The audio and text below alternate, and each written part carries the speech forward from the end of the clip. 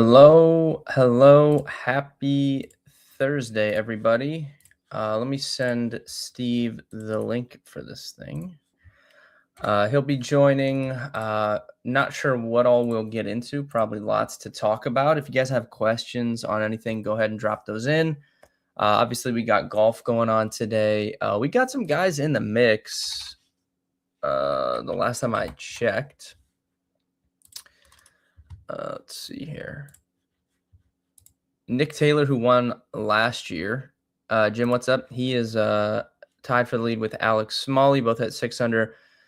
Ben Griffin, Kevin Roy, Austin Eckroat, Michael Kim, Adam Scott, Kurt Kitayama, Chris Goddard.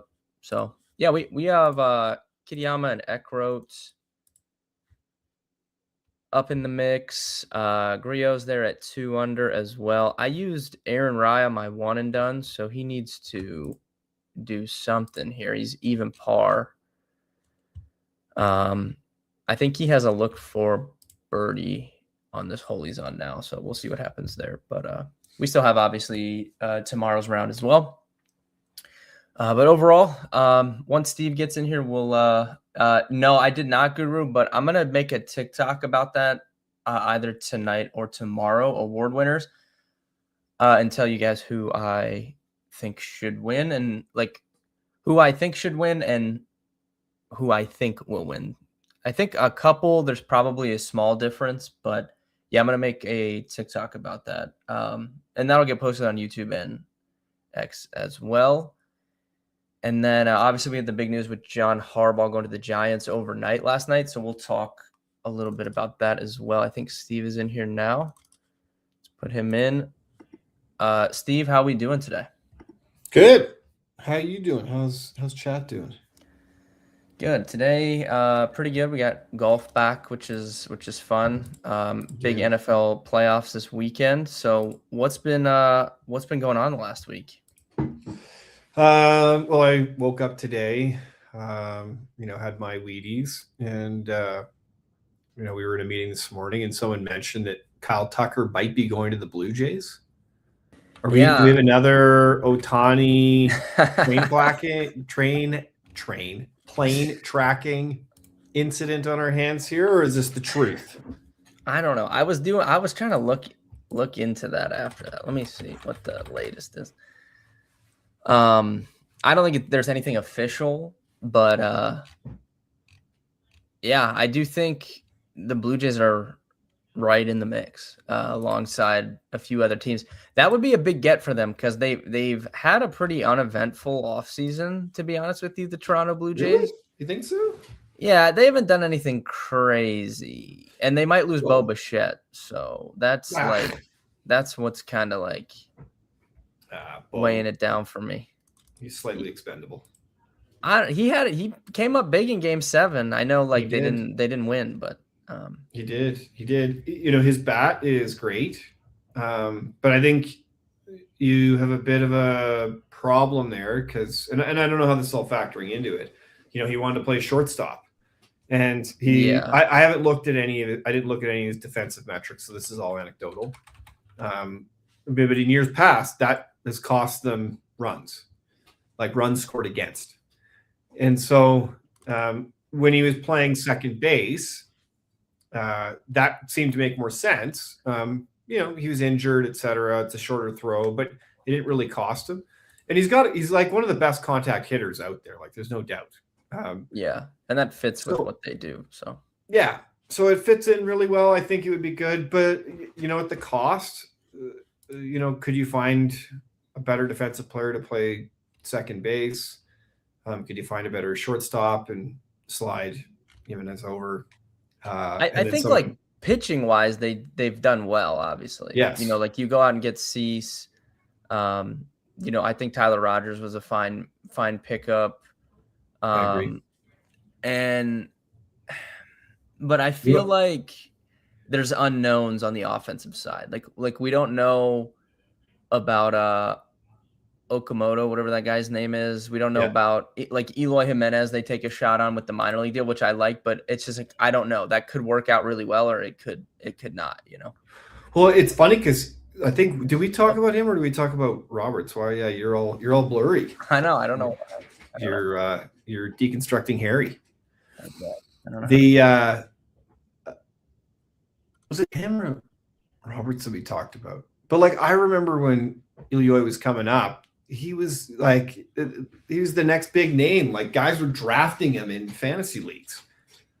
Yeah. No, he as a so I think that could be one of those ones where he gets in the system in like a barger, and then half a year in, and he's a viable option. Yeah. I look at Santander. He's got to come back and have.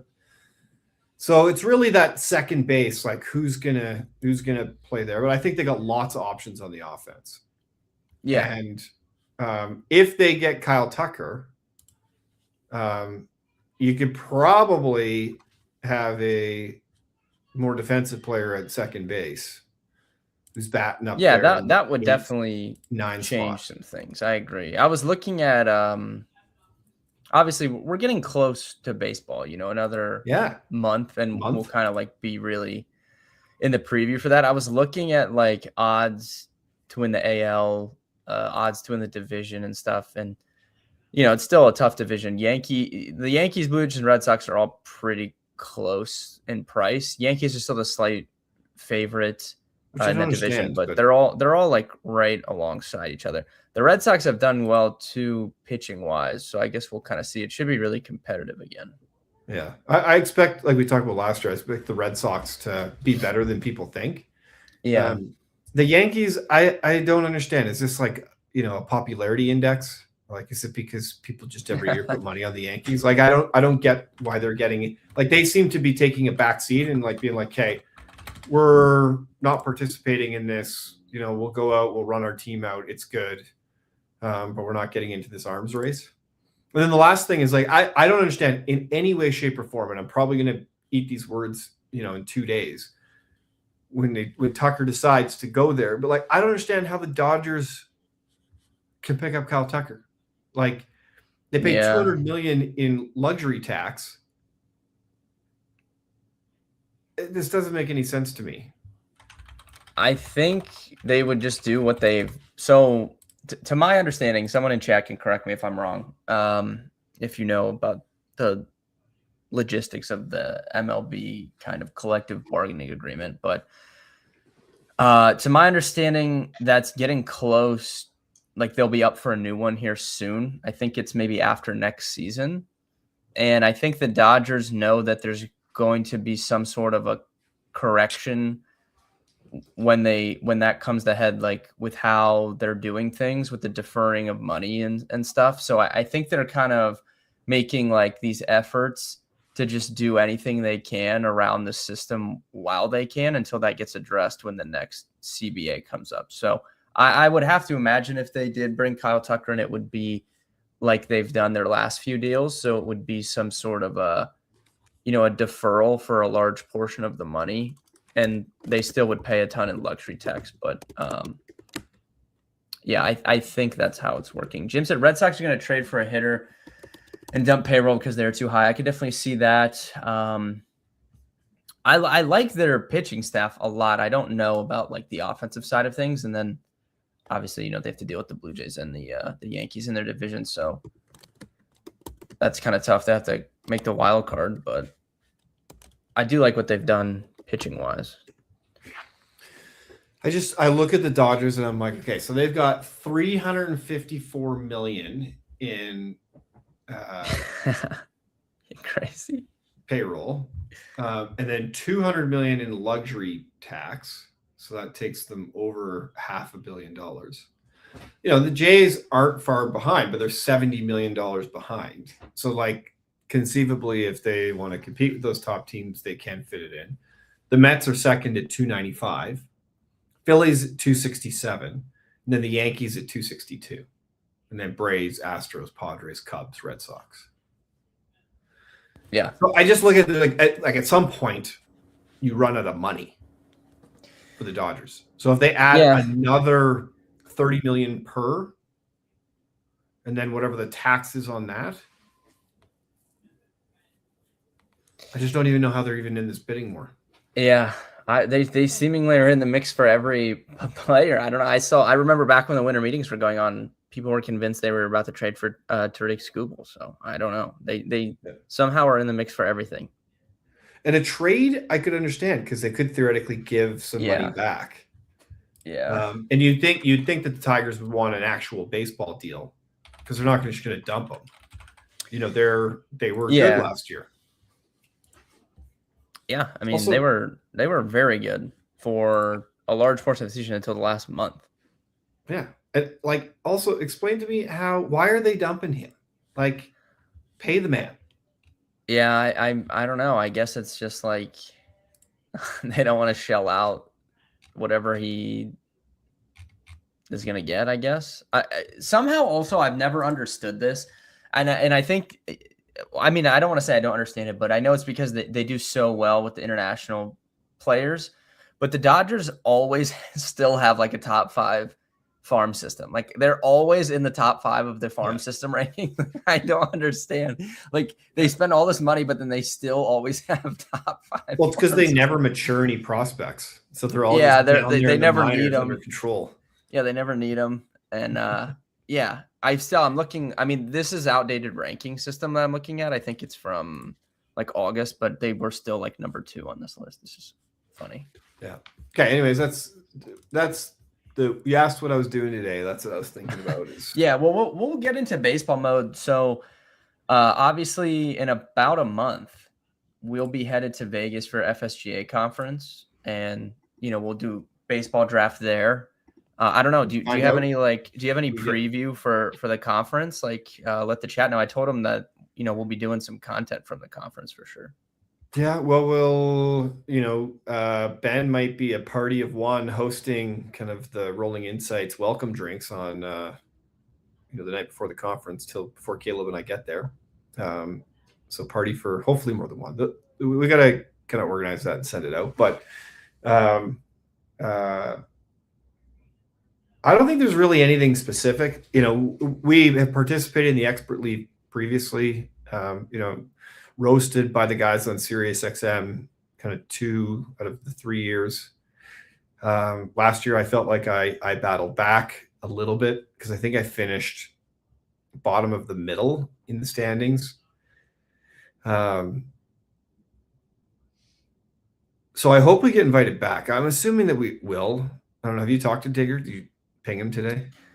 Yeah, I haven't heard from him, but I don't see why we why we wouldn't be in this league. It's not like we weren't competitive. Like no, the one guy. I mean, there's people that don't even make any moves at all. Well, like one person. Yeah, but shocking in an expert league. Like you would expect it. You're representing your company. We also have the Trump card there, Steve, because if they tried to say something, we can just talk about how Will never set his lineup and he's like on the board. So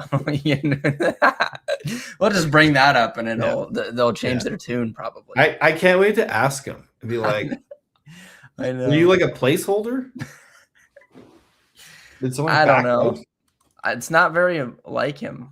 I don't know. Yeah. Strange. Like, do you know you had a team in that league? Because like, how did the payout work? Someone probably got. I don't know. Anyways, I didn't win, so yeah, I'm assuming he had to pay. Maybe FSGA maybe he paid before. I don't know. Yeah, I don't know. It's definitely not like him. But yeah, like the baseball. I feel like that's a format where I have done the worst in terms of fantasy sports. Normally, I'm quite competitive. Haven't won anything yet, but right up there near the top. So we'll have to do a bit of work this year. And the strategy for me is like, how do you draft the best ball team? Essentially, because it being season long roto, if you get behind, it's really hard to catch up. And so you kind of have to have a strategy to get out in front and maximize position performance, defend against injuries, or have a strategy against injuries. Like it's a very complex draft. Like if you don't nail the draft in that league, you're toast. Yeah, no, 100%. I mean, last year, I think at least I tried to wait on pitching a little bit, I'll probably do the same thing, to be honest. Like, you just have to get lucky with your kind of main pitchers, but it's probably what I'll do again.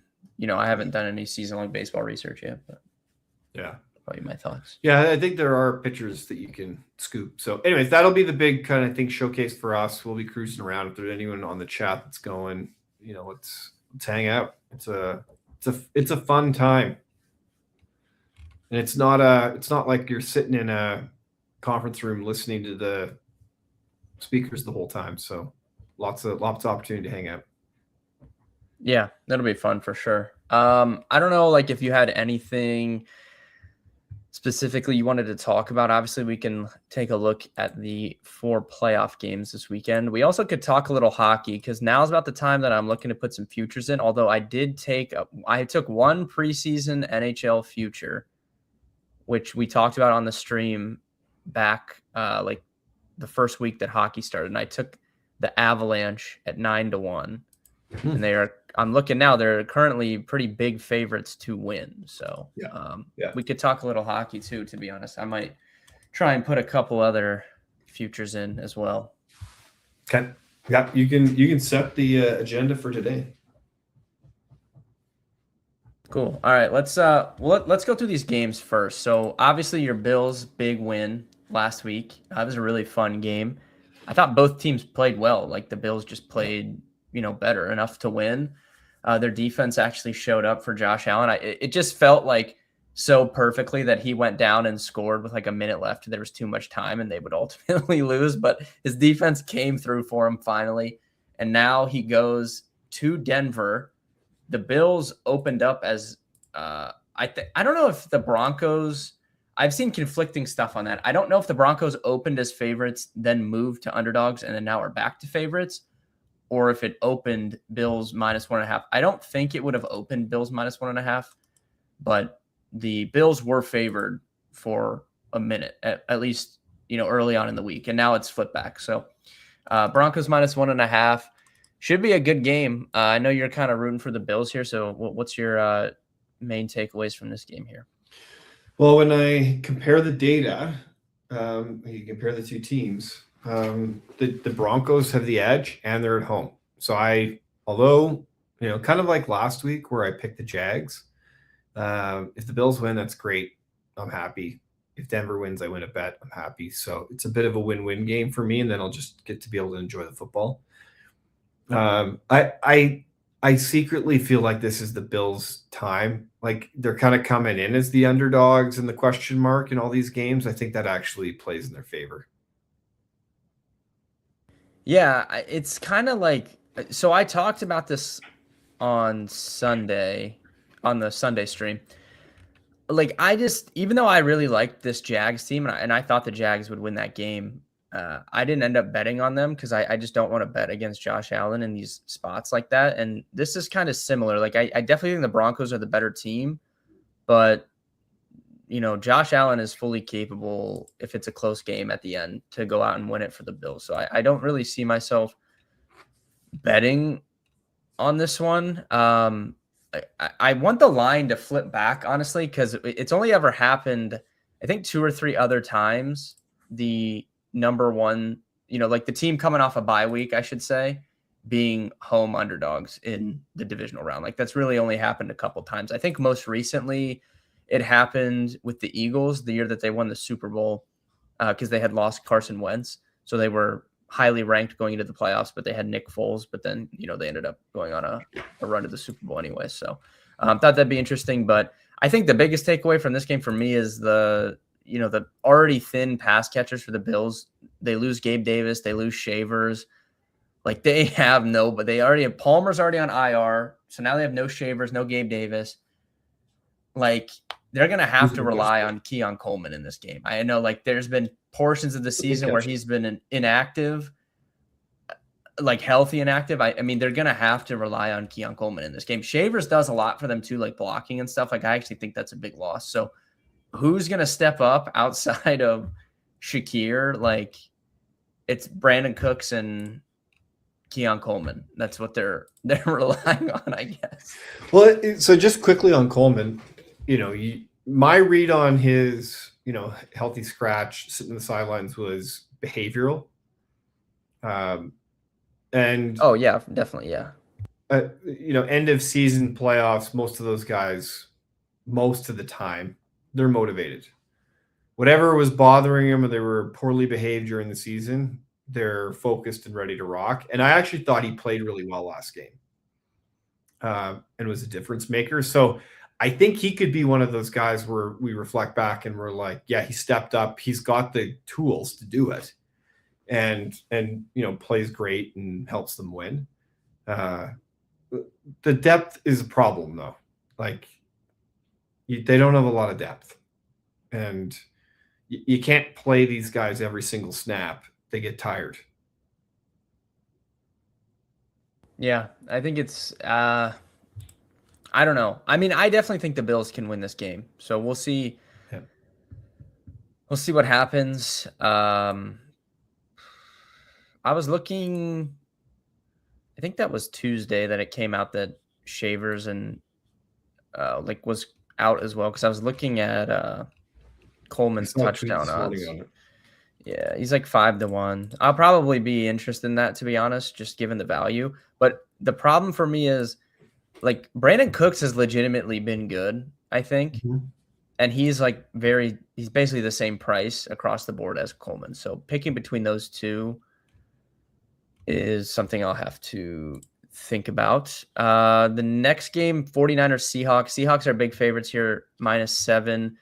So we just saw, I think that was 3 weeks ago, maybe. These two teams just played, and the 49ers closed as favorites.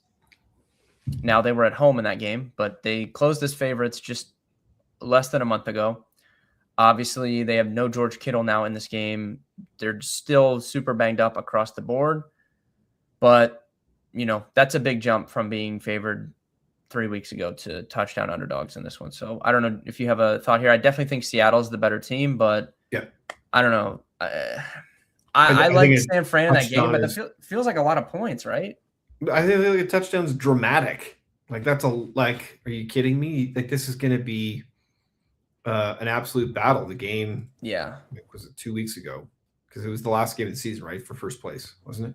Yeah. So 2 weeks ago, and the Niners were favored in that game. Yeah, it's going to be an absolute war. I think Seattle's going to win. I think San Fran's banged up. It's funny because at the start of the year on your rankings, and then I picked him in the expert league, Purdy was high, and I think a great value draft in my expert league. Like he was fantastic. And then watching him, I was like, man, this guy's really turned into a quarterback. Like moves well, smart legs, deceptive, throws the ball. Like can read off defenses. Like, so the only thing I think Seattle's going to win. The only way they lose is if Purdy pulls one out of his bag of tricks and is able to kind of deceptively sneak them down the offense with Christian McCaffrey doing a majority of the work. Yeah, I would agree with that. I do think Seattle wins, but I just think 7 points, and I'm not even saying I'm gonna bet it. It just feels like a lot of points. Any playoff game, 7 points is a lot, in my opinion. 100%. I mean, look, the Rams were in Carolina -10.5 last week, and they almost lost. I mean, that's kind of the nature of these playoff games. Shanahan's been pretty profitable as well as an underdog in the playoffs.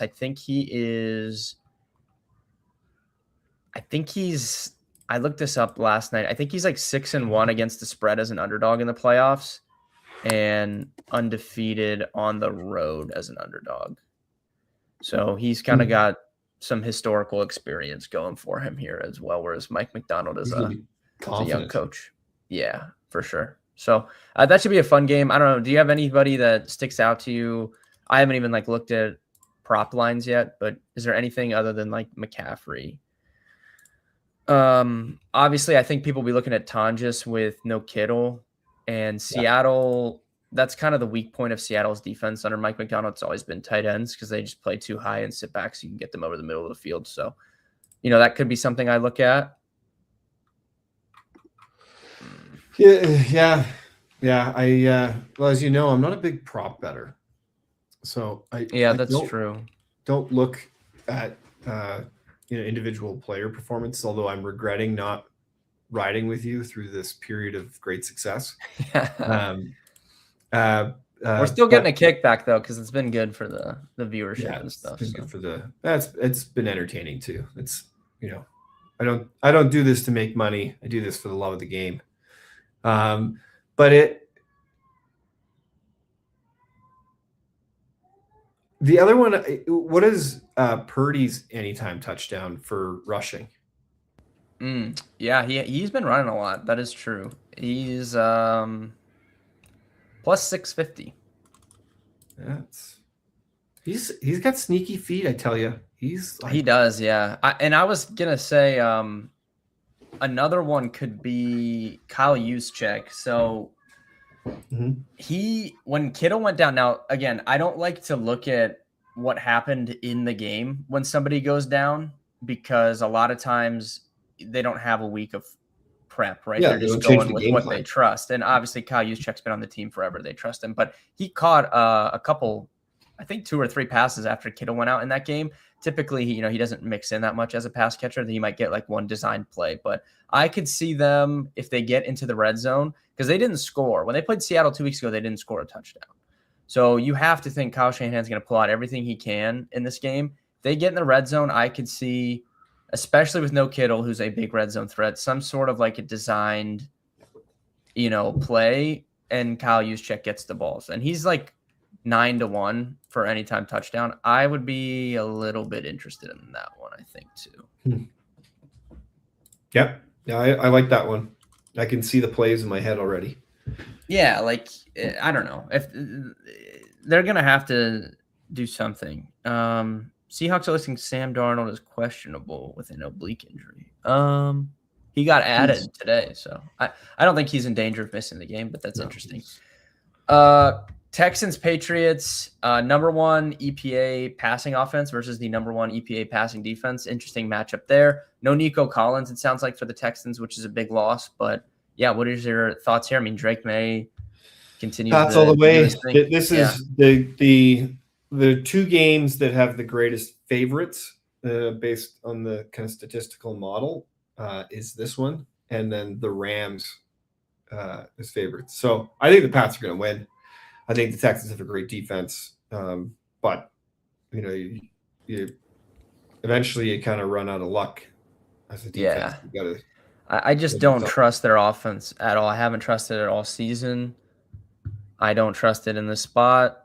And even though defense wins championships, I do believe that. It feels to me when you get a really good defense and a really good offense in the playoffs, I'm taking the offensive side personally. Yeah. Like there's Well, no the thing if they is, you start have to scoring, have Houston some. cannot score with them. Yeah, you have to have some offense. Like Yeah, the Texans. it's funny. There was a meme. It's also funny because CJ Stroud 3 years ago, I picked him up very early on in the fantasy season, and he was almost a league winner. I didn't win that year, but from a quarterback perspective, he was absolutely fantastic. And then you fast forward, and you're kind of like, what happened? Like CJ, where'd you go? He's like a bottom tier quarterback. And there's a meme on X where there's like a train attendant and the train stopping, and it like shows him like stopping the train, and like he's obviously not stopping the train. The brakes are stopping the train. It's quite funny. And they're like CJ Stroud helping the Texans win. And that's what it kind of feels like. So I just look at him like Drake May, great quarterback. They played really well last at the end of the season. They've got a good defense as well. The numbers are in their favor. I don't think the Texans have a hope. Yeah, we got to shout out Christian Kirk though. Anytime touchdown, first touchdown. Yep. In that game last week, that was crazy. And those I don't. Charlie Kirk memes are Yeah, also hilarious. Stephen A. Smith. Unbelievable. I'll have to look at that game further because the Patriots pass catchers are just a mess. I have no idea anybody there. And then the last game, Sunday evening, your Bears taking on the Rams. Another insane comeback for the Bears. That was super fun game. I saw it absolutely smashed viewership too, even though it was on Amazon Prime. Over 30 million people watch that game. Oh, really? It was on Amazon Prime? In Canada, we had it on TV. Yeah, and in the States, it was Prime only. So Bears are plus 3.5 here at home. Interesting spot. Stafford struggled outdoors in the cold in his career. The Bears kind of have this team of destiny, vibe going. The total is big, 48.5. Even with potential bad weather, I like the over in this game. That's probably my favorite lean of any of these games so far. I don't see how there's not a ton of points scored in this game, especially the Bears lost some more guys on defense last week. I think the Rams will score. I think the Bears will score. The Rams secondary has been terrible, like the last month. It is not. Yeah, what's going on there? I don't know. I think there's going to be a bunch of points scored. And honestly, I hope it snows because sometimes that helps scoring. Like you can't tackle and stuff. So I kind of like the over in this one. What do you have your over at on Bet Openly? It's 48.5. Yeah, I see 48.5 as well. It was at 51.5. It's come down because of probably the concerns about the weather. Obviously, cold is not going to do anything. It's just if it's super windy or something would affect things. But from what I can tell, I mean, this doesn't look like crazy weather to me. I'm seeing like 12 to 15 mile per hour winds. Like that's not that bad. Slight chance of snow though, but I like the over. I don't know. I think it's gonna be a high scoring game. And I definitely think the Bears are live to win, even though I went on this rant earlier, Steve. Like, I want to like the Bears. I do. But they've just banged me all season. Just do it. And it's just like, and you know what? I went on this rant also. I like Caleb Williams. I like all their players. I think it's Ben Johnson. This is what this all boils down to. And I'm going to call out Ben Johnson. Boy, Ben Johnson? I'm going to call them out because this is fake. And anyone in the chat knows this is fake. This thing with Matt LaFleur is fake. This is 100% WWE manufacture. That is not real. There is no beef between those two. He knows that he's in the spotlight right now and he wants to like drum up something so that there's like this rivalry going. Like there is no beef between it. That is 100% fake. And I think that's what it is rubbing me the wrong way. Okay. Yeah, I could believe that. I don't like when they have, the whole Bryson Brooks thing back in the day. And you're like, are you guys actually like, this seems... like, there's no explanation as to why there would be a beef between those two. And like, he played it up too much. Like when he was screaming like F the Packers in the locker room, like that's fine. He could have did like a legit handshake prior and then gone and did that. Like he oversold the swiftness of the handshake. It was like when somebody oversells like Cody Rhodes hitting a crossroads and they act like they die. Like that was an oversell on that handshake. Yeah. Yeah. You're probably right. So, but do you think LaFleur is out? I was talking about this with no, there's no way. I don't believe it. Especially now that Harbaugh signed with the Giants. Yeah. And like I looked at it, I'm like, I love the Bears. And I love this season of destiny and, all these comebacks. But I look at it, I'm like, Brandon McManus hits. He missed 5 kicks. 5. Like, yeah, I mean, half of them, we're not even having this conversation. But that's what the Bears have done this all season. They get so lucky. I can't explain it. It's crazy. It's crazy. Yeah. But yeah, I mean, that was a choke. But you need some of that if you're going to come back. I mean, they were down like what, 21-3 or something. So. But he was missing them early in the game when there was no pressure. Yeah, I said that on stream earlier too. The Packers always seem to have like missed kick in the playoffs recently. I don't know why. You should get a kicker. He's actually pretty good, but. So here's another angle, I guess, to think about though. So what if the Packers? I don't know the internal situation there. I don't see how you get rid of Matt LaFleur. Like, there's just no way. Like, he is a top 5-6 coach probably in the NFL. I don't see how you would get rid of him. But if maybe the relationship is fractured on an internal level, I could see a situation where they would entertain a trade for him. So obviously the Broncos traded for Sean Payton before last season or whatever that was. I could see if somebody catches wind of that, they offering up a first-round pick or something for Matt LaFleur. Now, obviously, they would have probably preferred to get Harbaugh, so that goes out the window. But I could see a trade offer coming through for him. I always find it so funny because I'm like, they come in the office, they're like, "Hey kid, just gonna let you know you've been traded to the Las Vegas Raiders. You're gonna have to pack your bags, and we've got a flight booked for you. Best of luck." Yeah. I would do it. Like if I were one of these mid teams, if I was the Titans or the Raiders or the Browns,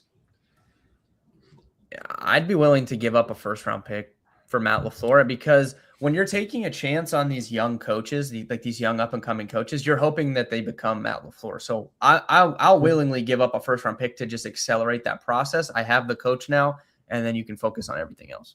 Yeah, I agree with that. And, for those teams that we're going to draft a mid quarterback that's just not going to make it and they're going to give up early, might as well just send that pick to somebody else and then get a coach, like a good coach. Yeah. And some teams have multiple firsts. I know that there's a big rumor that the Rams, if Stafford retires, are going to trade for Joe Burrow because they have some salary cap now and they have these extra first-round pick from the Falcons. So I don't know. We'll have to be on the lookout for that, I guess. Would the Bengals actually do that, though? That seems... I don't know. crazy. I mean, I don't know.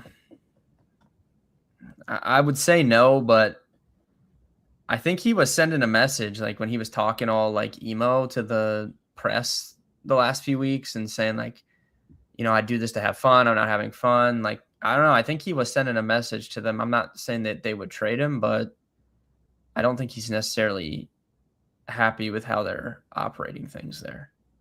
Yeah. Yeah, and he's been injured. Like, it's not easy to be a pro athlete and get all banged up all the time, and then you got to go back early, and you don't feel good, and then you don't get the results. He's been very injured, yeah. Yeah, so I could understand why he's emotional on it. He's also kind of looks like Ellen DeGeneres, so it kind of fits with the the character. I love him. I think he's great. So I'm not slagging him too hard, but. Yeah, I just think it would be crazy to leave Cincinnati. I think that unless it's not a fun place to work, it seems like they've got a few of the pieces. Defense has got to get better, and they've been able to overcome that in the past with him in the lineup, him healthy, them running and gunning and scoring. Yeah.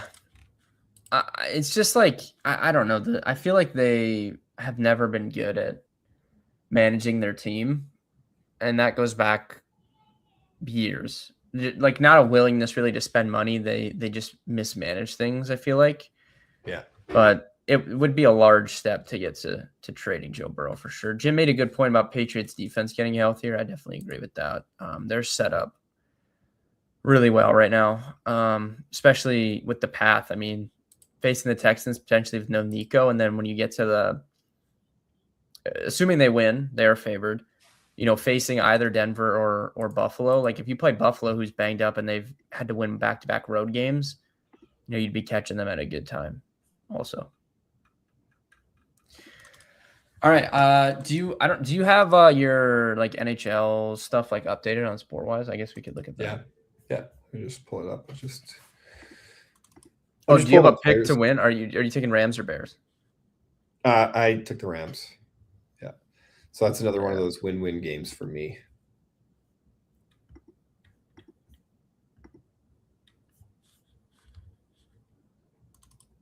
I should have switched it. That's fine though. Yeah, let's put that on here.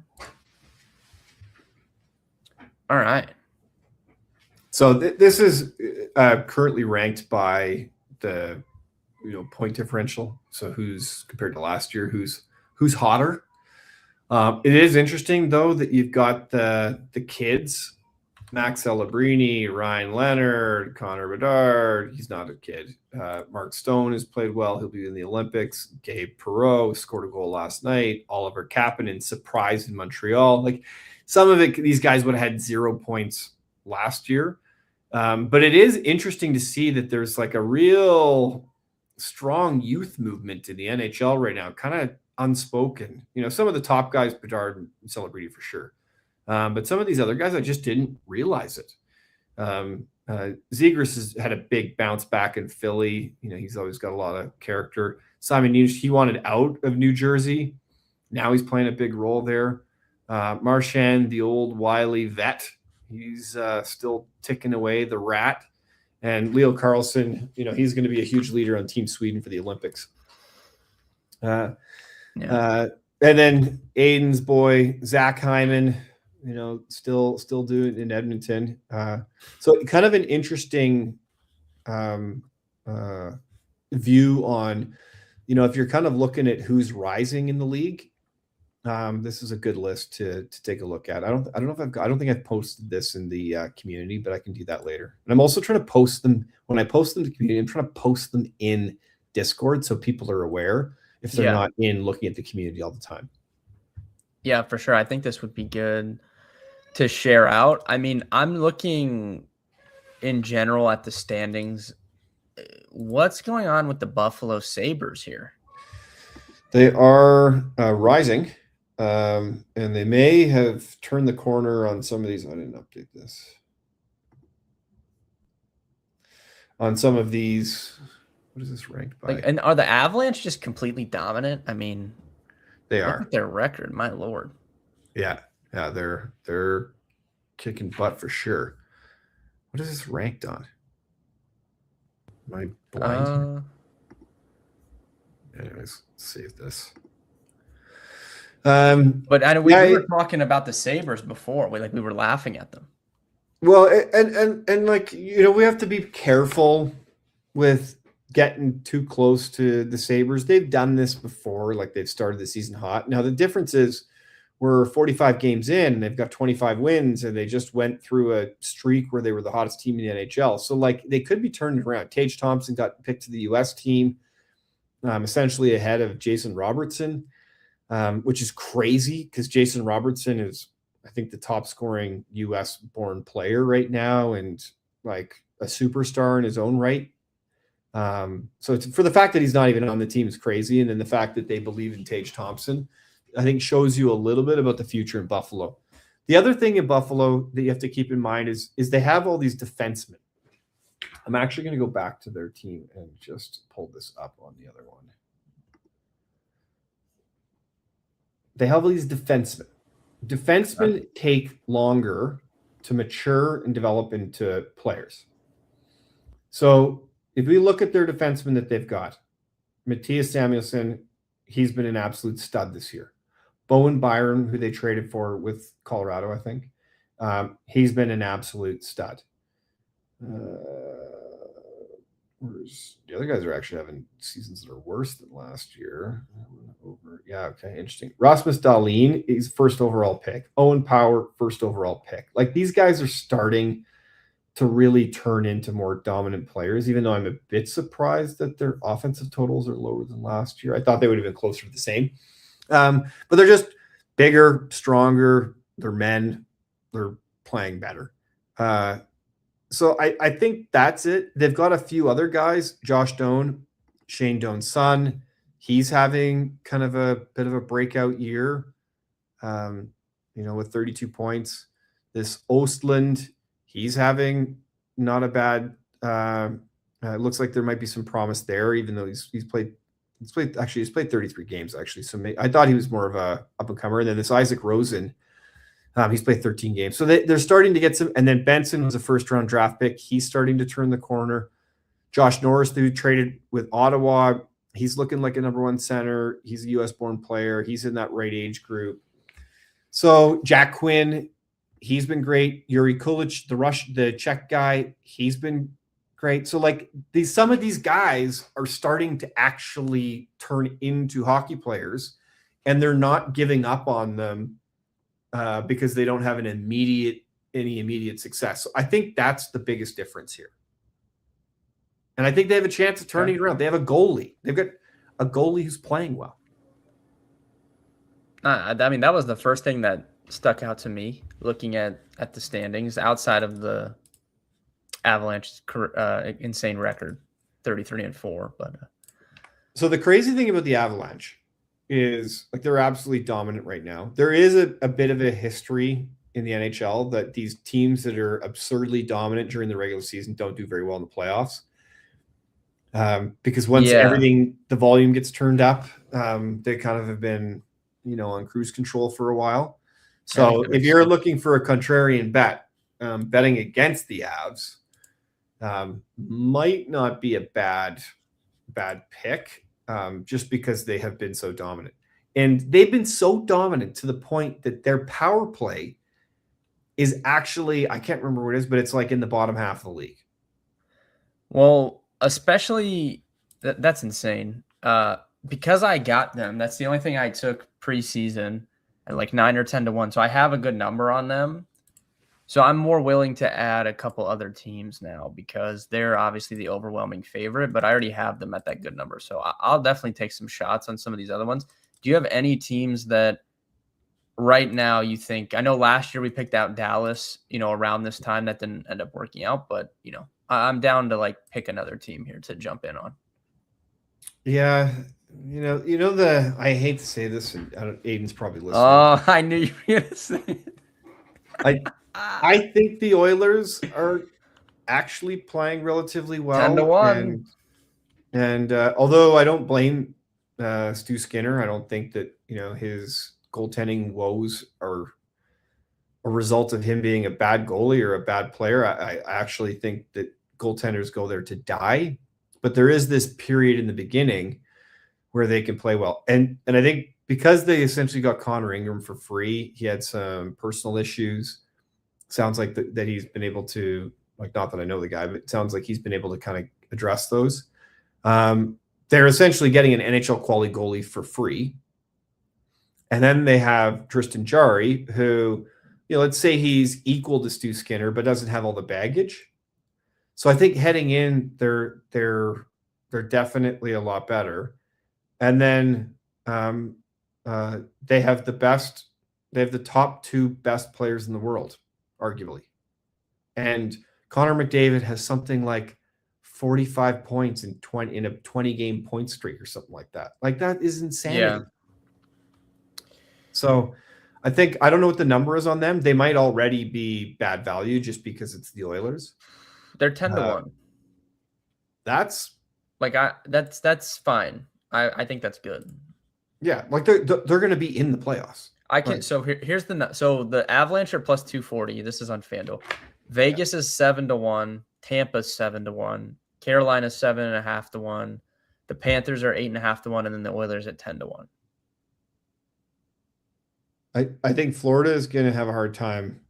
Well, they're like pretty far down in the standings, but I guess that's to be expected when you have to go on all these insane, like, deep playoff runs that they've gone on the last few years. And they're all banged up. They're all injured. Is there anyone on the Eastern Conference side that you like?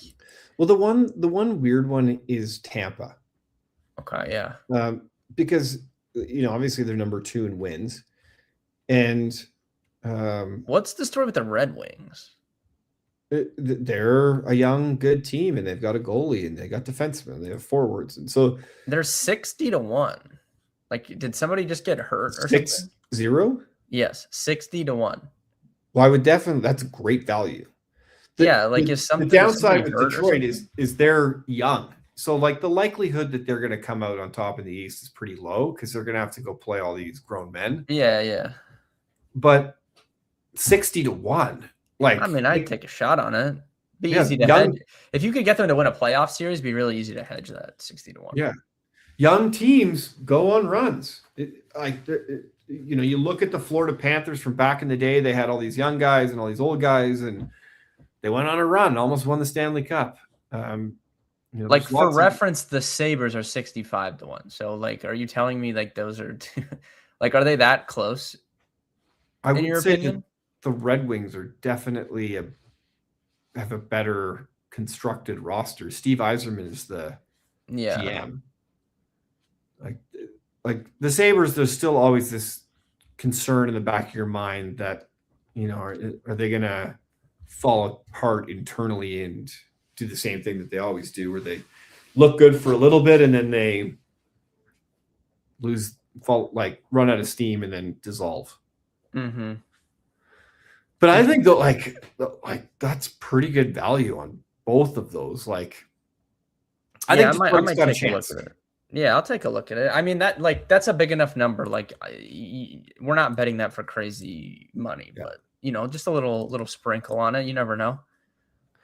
I look at Boston. I wouldn't bet on them. I don't think they've got, the East is kind of weak right now, and so I think Yeah, that they've been able to capitalize on that. What's Toronto? 40-1. I think that's another good one because they were really, really bad. Yeah, Caleb told me they've been playing better.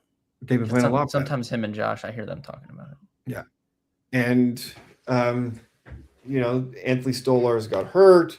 So, like in one of my competitive fantasy leagues, I actually dropped Stolarz because it sounds like he's going to be injured for a while. But I had all three Leafs goalies because I'm like, eventually Craig Berube has to turn this around, and they're going to start winning some games. They're going to start playing better. So, I don't know if they're going to win. I think there's still a low probability that they win, but that's good value because they have a shot.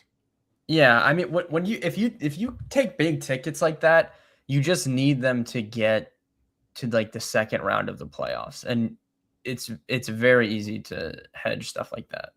Yeah. So that's mainly what I'm looking for if I take a ticket like that. Quickly for Olympic stuff, because I know there was some drama with that going on. Do you have any takes there? Because we will be in Vegas during the Olympics, I'm pretty sure. I know. So I don't know like what we can We're bet for watching some that. games. But Can you bet on Olympics?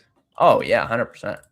Okay. I would be down to bet some Olympic hockey. Obviously Caleb will be there with us, so he might know. But I was looking. It's basically Canada and the USA. Like everyone else is crazy high odds. So I'm assuming like nobody else has really a chance to win. But yeah, that's definitely not true. Like they definitely have a chance to win. So Canada's plus 135, USA plus 190, Sweden plus 550, and then it jumps up to 12-1, 14-1, and so on. I got nothing here for the Olympics. Yeah, it's a problem. Like I love betting exchanges, mm-hmm. But then they just it might just not be on there yet, though. Maybe it'll get added. Yeah. It might not be on there yet.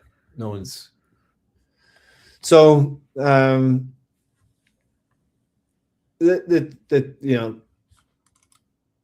probably 5 teams that could legitimately win the Olympics. You've obviously got, your favorites, Canada, US right now, probably the 2 strongest, especially since Russia is not invited to participate. Sweden, Finland, Czechia, they have a chance. Like they're smaller nations, but when you take the top players and you can only have 23 of them, like Canada could have 3 Olympic teams. The US could probably have 2 or 3 Olympic teams. Sweden, they probably only have 1, but that 1 is really good. So it's a tough tournament to predict, especially when you kind of have a very short round robin and then, 1 game winner takes all kind of at each round. So if you can find some value on some of those Sweden, Czechia, Finland, even Slovakia, you might have a chance. Yeah. Well, I'll talk to Caleb about it, and then he can feed us some Olympic hockey stuff, and I'll obviously handle the college basketball when we're in Vegas. I was gonna ask about like I don't know how popular it is to bet on this, but dude, we've got the World Cup coming. Anyone in the chat that's been here for a minute, I know Guru's been around a long time. Dude, the last World Cup, that was 4 years ago. That was one of the best runs we've had. I was absolutely destroying the World Cup. So I am super excited for that to come this summer. Yeah, it will be what do they have the men's in here? What's going on here? Oh, there it is. It's just the top. The beauty of the World Cup is I think you have more mismatches. Yeah. And And as a result of that, because of the way that the handles are built for soccer, unlike when you have like regular play where soccer is the hardest to bet on, like you've got the lowest chance of winning. I think in World Cup you've got a bit more of an opportunity, and crazy stuff happens. So yeah, it'll be. We will be covering that on the streams and in the blogs. I'm pretty excited. I want to quickly look at this while we're here and just make sure. Okay, gold. I didn't realize that the Russians won that one. I want to go back and look at the ones that the NHL participated in. So perfect time to go watch the movie Miracle. What a great movie. Yeah. What a banger. So Canada won, Sweden was 2, Finland was 3 the last time the NHL players were there. Okay. Interesting. That's in Sochi. Yeah. I remember that. I feel like that's wrong. Maybe I am. Because I remember TJ Oshie. Anyways. And then Canada won in 2010. That's the, Iggy to Sidney Crosby goal. Yep. And so you had US 2, Ryan Miller net, and then Finland 3. So you've got Finland won last time when it was kind of non-NHL players. Yeah. Okay. About Germany getting in there randomly. Yeah, they this was, I was actually cheering for them to beat Russia, and I thought that was going to be their kind of the Olympic miracle. Athletes from Russia. Yeah. That was going to be their miracle moment. This guy actually, he played for the Flames. Yeah, I was going to say that name sounded familiar.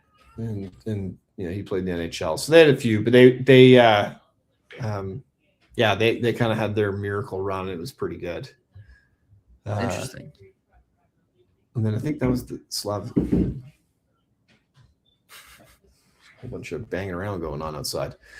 And then you go back to Turin, which had NHL players: Sweden, Finland, Czechia, Czech Republic, and then Canada, United States, Russia. I'm assuming Peter Forsberg related to the Forsberg that plays now. Is this accurate? I don't know if there's any Philip Forsberg, Peter Forsberg relation. Oh, that's not fun. I like when there's a crossover.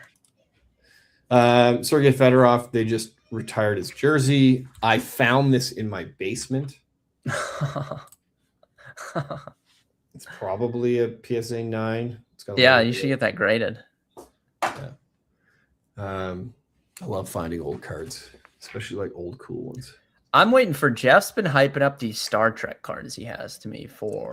Really? Dude, he's been holding out. He's been hyping this up since the summer, and I've still never. I swear he went home for Christmas. I got no pictures of these Star Trek cards or I don't know if it's Star Trek or Star Wars, one of the two. I've got no pictures. I'm gonna bring this up. Ask him. Yeah, maybe that'll get him to actually recover these.